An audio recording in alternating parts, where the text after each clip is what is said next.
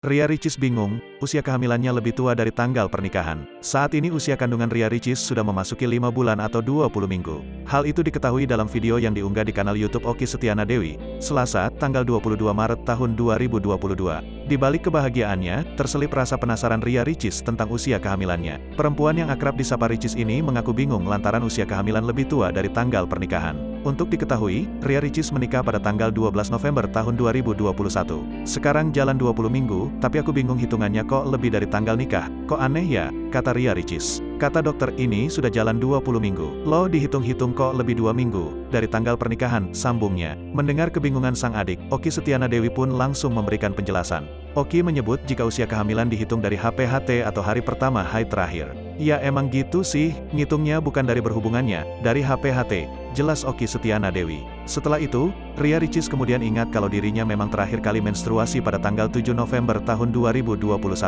Yaitu sekitar 5 hari sebelum pernikahannya dengan Teuku Ryan berlangsung.